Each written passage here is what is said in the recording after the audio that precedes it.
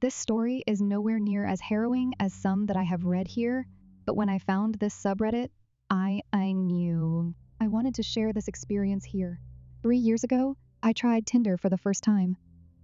I was 25 at the time, and while most 25-year-old women have dabbled on Tinder or the like, I hadn't been single since I was 17.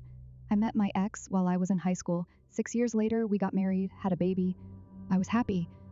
But those last couple of years together, he had really begun to resent me and the family we had created together. I fought to keep our relationship together, but the abuse became more frequent and more intense.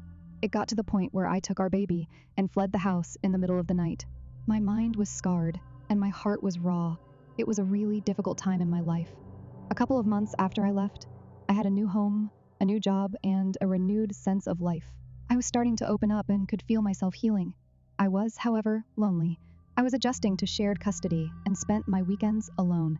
I didn't want to jump into a relationship, but I did want to experience some of the things my 8-year relationship hadn't allowed me. Joining Tinder felt fun. It was new and scary, and after so much trauma, it felt nice to have so much positive attention.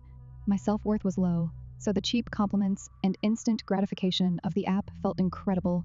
Who am I to deserve their attention? Why would they choose to speak to me of all women?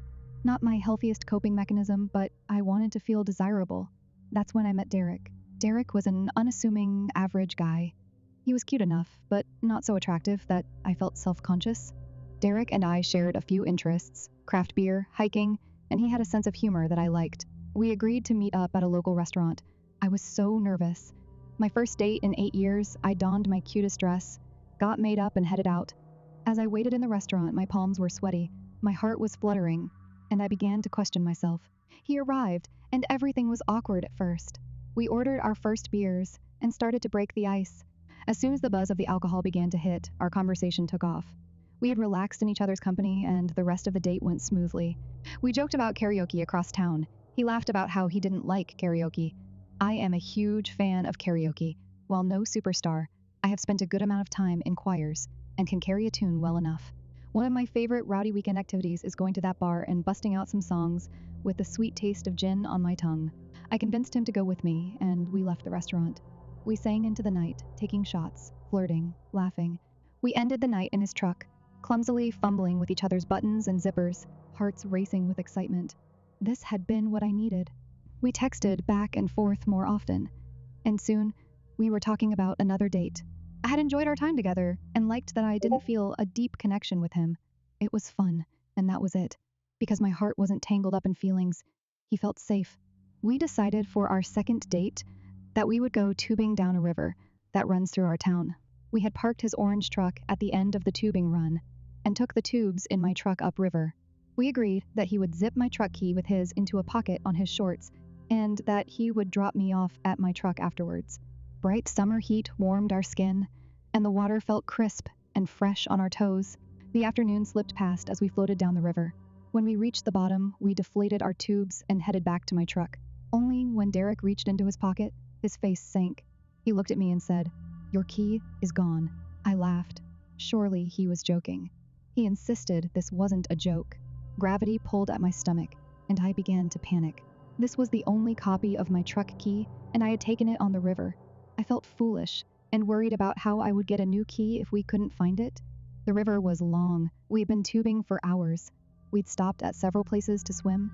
He offered to drive me home, and I accepted. During the drive, we made a plan to meet up the next day to search for my key at some of the stops we had made. We spent the next afternoon combing our swimming holes for my key. Up and down we swam, with very little hop-y that we would ever see my keys. We had to try, though, and we kept at it. From one spot to another, we drove, we swam, and we moved on. At the very last place we checked, as the light of afternoon faded into a hazy orange, something caught his eye. Underwater, near the shore, were my keys. We were elated and could not believe our luck. To celebrate, we went back to his place for some drinks. He drove me down a long wooded driveway, and at the very end was a shaded trailer. He told me that he was only renting a room here from an elderly couple, but they were on vacation, so we would be alone. We walked over the creaking porch and entered the trailer. Inside, I could see the kitchen was messy. Not just a couple of dishes, but every surface was covered with mess. He ushered me away to show me his room. It was small, and not very clean either. Dirty clothes, mattress on the floor, a Rubbermaid bin with some snacks like Doritos, and cheap warm beer. We had sex, the yellowed light of the trailer accentuating the stains on the walls. Afterwards, the spark of fun I had felt when we first met had withered, and I felt gross. I decided that it would be our last date. A week passed, and we hardly texted. Our brief fling was ending, and I didn't expect to see him again. My mind moved on to other things. The coming weekend, my friends were coming to town, and I was excited. We made plans to go to karaoke together on Saturday night. When the day arrived, I was surprised to see a text from Derek on my phone. "Are you going to karaoke tonight?" it read. I responded that I was, and he texted back that he would be there. "I thought you didn't like karaoke?" I asked him, and he said that he had been invited by a girl he worked with and thought he should give me a heads up that he would be with a date, in case I was there. I thanked him for taking the time to let me know, reassured him that I wouldn't be bothered at all, and said that I hoped he had a great date. Around 9:30 that night, my friends and I arrived at the bar. The dim lights and reflective foil stars, an all too familiar scene. We got our drinks and picked a booth with a good view of the stage. I had a strange sensation, like someone was watching me. I turned my head, scanning the bar, and our eyes locked. Derek and his date were a few booths away, and he was watching us. He waved zealously with a big smile. His date turned around to look, and I managed an awkward wave. I was absolutely fine with him being on a date, but I didn't want to advertise that we knew each other or make his date uncomfortable. My friends were all aware of the time we had spent together, my thoughts on the experience, and the texts he had sent me earlier. We were all thinking it was a bit odd that he would go out of his way to interact with me in front of his date, but no harm, no foul. He was just being friendly. The evening carried on, and we all had a great time, basking in the atmosphere, drinking in the songs and laughter. A couple of hours in, we were sitting in our booth, when Derek stumbled over to our table with his date. He introduced her as Kate and plopped down beside me, pulling her down into our booth next to him. The strong smell of alcohol oozed off of them, and I could see they were hammered. It became obvious they had both had too much to drink. Their eyes glazed and words slurred. Kate seemed really nice, despite her state, and she launched into a drunk story to the whole table. My friends and I were fairly uncomfortable and were unsure what was going on. Under the table, I felt Derek's sticky hand slide onto my thigh. His date was right there, and I was stunned. Without making a scene, I subtly removed his hand and excused myself to get another drink. As I walked across the room, I could feel his eyes raking my back, and sure enough, when I turned around, he was watching.